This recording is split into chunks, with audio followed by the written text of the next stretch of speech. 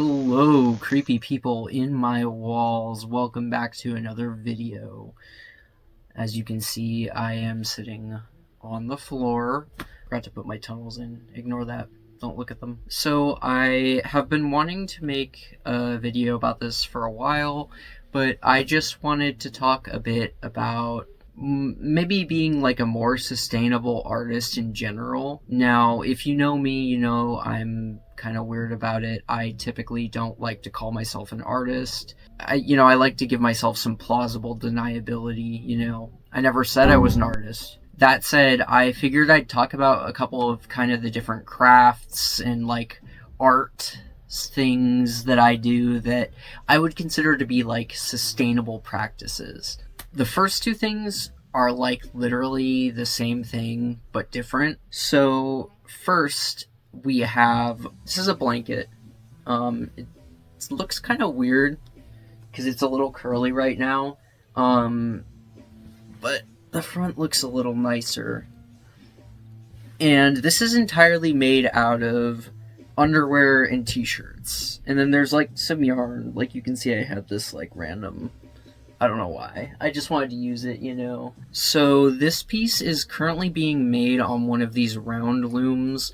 These were super popular in the early 2000s, and now I swear to God you can find one at every garage sale. So if you're ever looking for one, just go to a garage sale. I don't love these because these like hooks, they can pop out, I guess. Ask me how I found out. But anyways, I have multiple sets of these. I tend to pick them up if I find them for like super cheap, especially if I were to find them in a dumpster or something, which, not speaking from experience.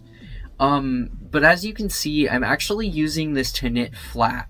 So what that means is that I have not connected these two ends here. That's what this gap is, so that when I take it off the loom, which I cannot do now, it will be this flat piece. So what I intend on doing is making, I think I decided on 3 of these based on the, like, how wide it is. But that'll probably take forever, so you'll never see the end of this. But I plan on, when I get to the end of this full length, when I make it whatever length I want, which, I don't know. This one's on my back burner right now because I'm currently like out of t-shirt material, so I will have to cut some more, but the cutting is like, it's a process. I'll explain it, but essentially I just knit on this the way you would for any of these round looms, make a loop, and pull it over, and I just go like this way and then this way, bounce back and forth. It's something you can do literally sitting on the couch, watching TV. I like to listen to audiobooks. And then of course I think this is like every person who does like knitting or crochet, their favorite thing is when it starts to get long enough while you're sitting there, it can cover your lap like a blanket, and I love that. You can kind of see the tail end here. This is all I have left to work with, but essentially what I do is I have, you don't need this, one of these quilting roller cutters. Mine could probably use a new blade, but money doesn't grow on trees, and circular blades aren't free. But you know what is free? Those crappy t-shirts that you get at events or for sponsorships or whatever. So what I like to do is I cut around the shirt. So I like to lay it flat and then literally cut circular around the shirt so that it's one long continuous strip. And I'm telling you, the longer you can get that strip, the better, because when you think about it, the yarn that you knit with, you like it to be all one strip, right? Because you don't want those tie-offs. It looks messy. As you can see on the inside of the blanket, I still have a bunch of those tie-offs. I'm a little less worried about it. When I get to the end, I will definitely go back and probably tuck things in. The other advantage of it is that this thing is super dense and heavy. So when it is done, it's going to be naturally weighted. So if you like weighted blankets and you like doing crafts, this is a really good way to get a weighted blanket. Those t-shirts that literally end up in a landfill, like when you donate a t-shirt that says Phil's Barbecue 2008 to a thrift store, they can't sell that. They're just going to throw it away. So I hang on to every single one of those t-shirts, and they turn into this. Yeah, the spacing on these pegs is like perfect for working with this t-shirt material. So, and the other thing is that t-shirt material is super forgiving and like very stretchy. So I found that it works really well for this kind of thing. I don't have to worry about, if you wrap it too tight with yarn especially, it can be kind of hard to get off the pegs. But that's never been an issue with this. And I did mention at the beginning, but I'll say it again, there are also pairs of underwear in this. Underwear, obviously, I mean, you can only wear them so long. Let's just say that. Like, some people, I'm looking at you, the person watching this with holes in their underwear, get yourself some new underwear, and turn your underwear into a blanket. I mean, that's what I did. Did you like the blanket? How about another blanket? This is my favorite thing ever. I've been obsessed with working on it lately. This is my pot holder blanket. Now, if you are a kid and you remember these things, you get a veteran discount on this video. This video just went from free to free. I love making these things. They're so fun. But you really can't make infinite pot holders. And it turns out that when you try to give people pot holders, they start saying no after probably like the second pot holder, to be honest with you. Most people don't want multiple pot holders. But what if I told you those pot holders could make a giant pot holder blanket? Pot holder blanket. It's just a blanket. So I have been turning my socks with holes in them, and I think you should see the clip. I did film it the other day. I'll try to insert it somewhere in this video, maybe here. I don't know how that's gonna work. That's a problem for future me. Hi, so as you can see, I am cutting the fabric into loops for the loom, and this is me showing where to cut and how wide, and if you cut right you can get like 15 loops from one sock. I did not anticipate these clips would be so long, so I will tell you a story. One time I got pulled over after spending a day thrifting in the next town over, and the cop came up to my passenger window, and it was awkward because that's not the normal window, and he was like, "What do you have in the back there? That's like a whole lot of stuff." And I was like, "Oh, I went to a place that sells items by the pound, and so I get a good price." And he was like, "By the pound? Wow, that's really weird." And I was like, "Yeah, it's Goodwill, they have a lot of crap." And he was like, "Oh, well, that's cool." Well, I had to ask, in case it's like 20 pounds of crack. And I was like, "Dude, do I look like I have money for 20 pounds of crack?" And he was like, "I don't know, you tell me." And I was like, "Buddy, my plates are expired for a reason." Anyways, that's probably all the time we have, so. These are mostly socks. So, like, you can kind of see with the texture here, a lot of this is socks. This is the tail end of what I'm working with, actually.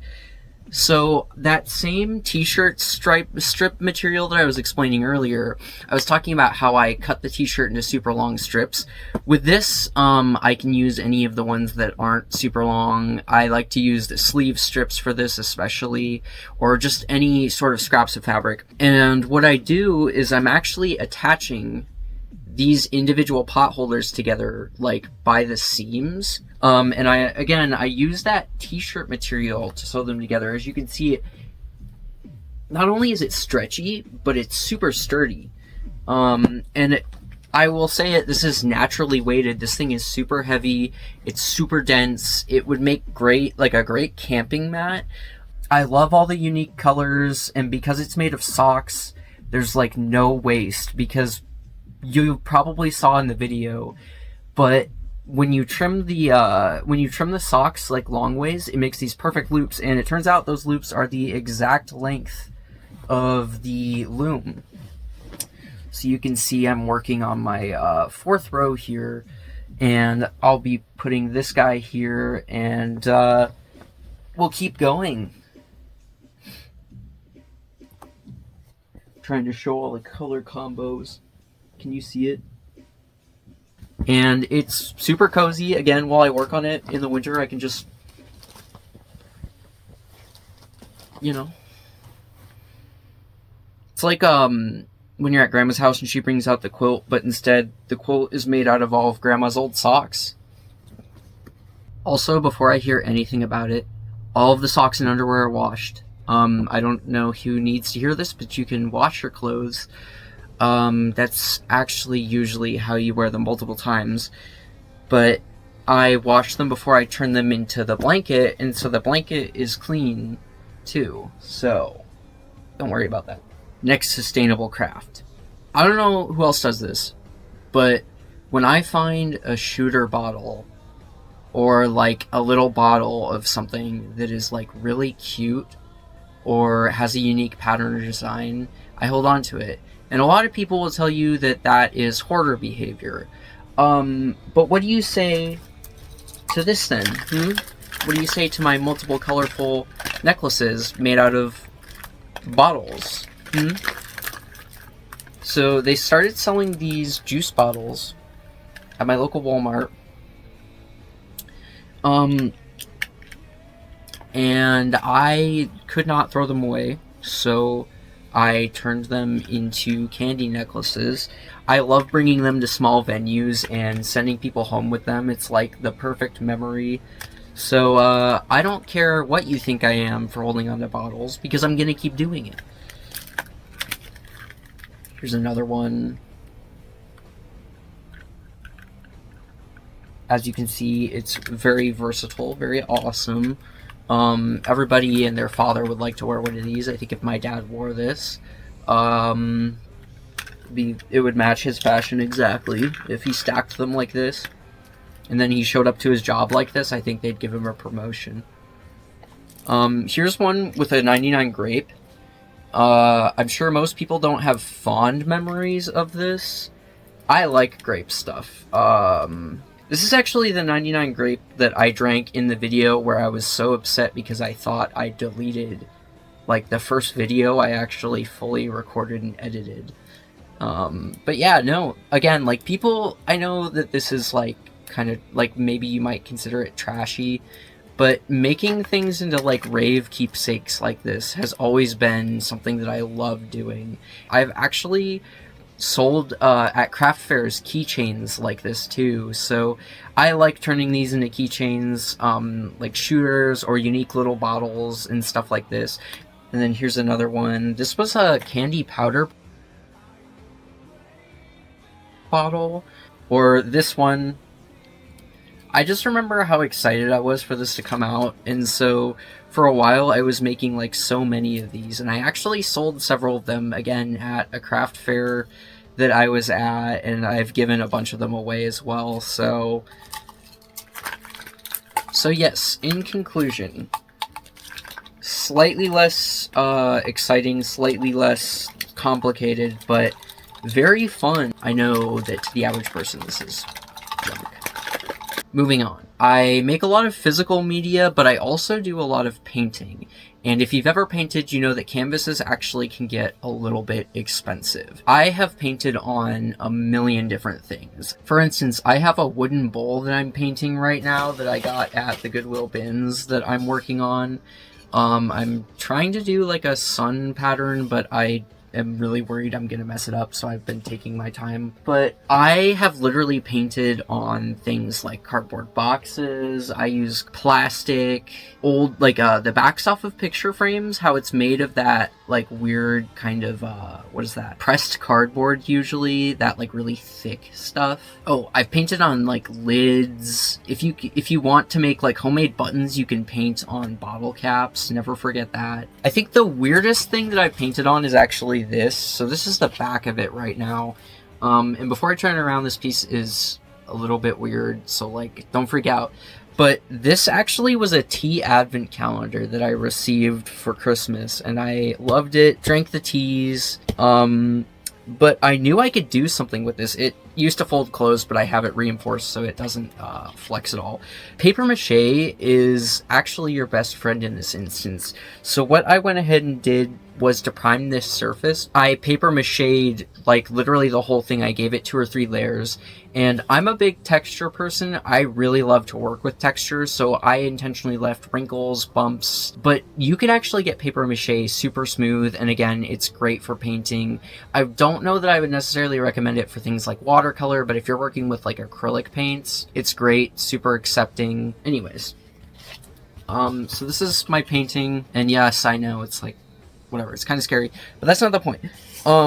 As you can see, there's lots of texture. It gets kind of like, I don't know if you can see the bumps super well, but the paper mache was like a delight to paint on, and I did do a combination of like marker, acrylic, and watercolor on this, and as you can see, it worked just fine. And this was just like a flimsy piece of paper. Like you can see, it's literally just paper. So I just didn't want this, like, this is a really big space, and I love to work big, so this I just saw as an opportunity. And also it's like super lightweight, so it's easy to hang up. Oh, this is another fun thing. So this isn't really a painting, but if you ever see those like children's puzzles that are always abandoned, even if they're not complete, life hack, you can frame them and put like stickers on them and stuff, right? So like I put like stickers, and I use like puff paint, and I made like a sticker frame. And I love Hello Kitty, okay? Sanrio. Choco Cat's my favorite. Like, you can just buy a kid's puzzle from, like, the Dollar Tree, or, like, this one was from the bins. And I took it home, and it had some, like, corner damage and stuff, so I fixed it up as best as I could. And then I, like, taped it to a big piece of cardboard, and then I made, like, the frame out of stickers. And again, it's just, like, a super fun, like, I put it on this, like, clear frame because this was another thing that I got out of the bins, and I was gonna paint on it, but I liked this idea, the floating frame kind of look. But you don't even have to do that. I mean, you could just put your puzzle on, like, a big piece of cardboard, or maybe even paper. And then, yeah, like stickers, puff paint, glitter glue. And yes, I do have a problem collecting children's puzzles because they're cute, okay? If they made adult puzzles as cute as this, we wouldn't have a problem.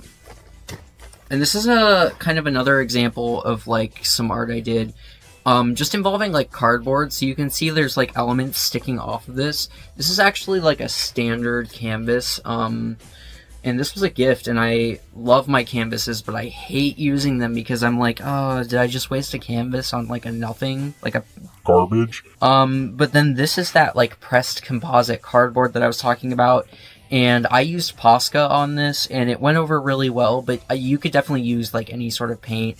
I've even done watercolor on cardboard before. It's not the most forgiving, but so again, like a lot of art stuff is really just getting creative and understanding that you are not limited to the kind of like typical surfaces that you might have seen when you were in school. When I do art, I try to kind of come up with the best ways to utilize what I already have. I don't really like going out and purchasing things to make art. There's nothing wrong with that, but to me it feels counterintuitive. A lot of art that I like kind of make is because I saw like something and I was like, oh, that's a really unique shape. Like, what if I did this to it or that? And then other times, like, I mean, I came across this canvas a while ago. I still haven't used it because I don't even know what I'm gonna do with it yet. And it's like, this is also why I don't buy art supplies, because spoiler alert. I'm today I'm here to tell you the word octagon. And then finally, for my last thing here, I want to talk a bit about upcycling clothes. I would say that making clothing is definitely a passion of mine. Now, I've made clothing from scratch, but I do a lot of upcycling. That's kind of my thing. This is a recent jacket that I made. And it's actually made out of like 3 different jackets. But as you can see, I just did a bunch of shit to it. And the nice thing about upcycling is that you don't ever have to really be done. So much like a pair of crust pants, you can just keep adding stuff to it, take stuff off, rework it. And that's what I really like about clothing and fabric, is that it's very forgiving. You can make a mistake and you can just kind of take the stitches out and start back from square one. And it might feel a little bit frustrating to do so, but it can be really rewarding to start over just to make sure that you get the end result that you desire. And then last but not least, I have these bell bottoms that I'm reworking. If you know me, you know I'm a bell bottom freak. I love bell bottom jeans, and Miss Me's have that like classic look that I can never ignore. These seem to be like kind of off-brand Miss Me's. You can see they've got like a lot of details. I'm not in love with these buttons, but At the same time, I don't know what I saw in them, but I started putting these like Keith Haring guys on it, and I've gone over it with an iron, so they are heat treated. And I don't know, they're kind of like a work in progress right now. They've got a hole in the butt that I'm gonna patch. So these are gonna be like a big experiment. You know, maybe I could do some like tie-dye or something funky with them. But that kind of brings me to my last point, which is ultimately you should never be afraid to experiment. And that's, I think, why I really like to use items that would otherwise end up in the trash, because there's kind of this, like, nothing to lose factor to it. You know, if I'm cutting up socks with holes in them to turn them into a blanket, if I accidentally cut one of the loops wrong or something, I didn't just waste a bunch of money. I'm not, you know, contributing more by wasting something that I bought. This item was likely already going to end up trashed, and so giving it a second life is my end goal, but if I can't do that, then at least I tried. So, hopefully some of that kind of made sense. Hopefully I didn't just ramble for like 45 minutes, but when I get to editing, we'll have to see what I scrape together here. And I don't know, let me know, did any of this inspire you? Are you gonna try any of this? I have been wanting to talk more about like crafting and cooking and more like home-based stuff. I've been kind of stuck at home lately, so this video has been something that's been floating around, and I kind of wanted to talk about what I do to pass the time. But what do you do to pass the time? If you made it this far, thanks for watching. Like, subscribe, whatever. Dislike this video. Do whatever you want. Especially if this inspired you, go out there, make something, and do it for yourself. Do it for the love of the game, you know? Until next time. Bye.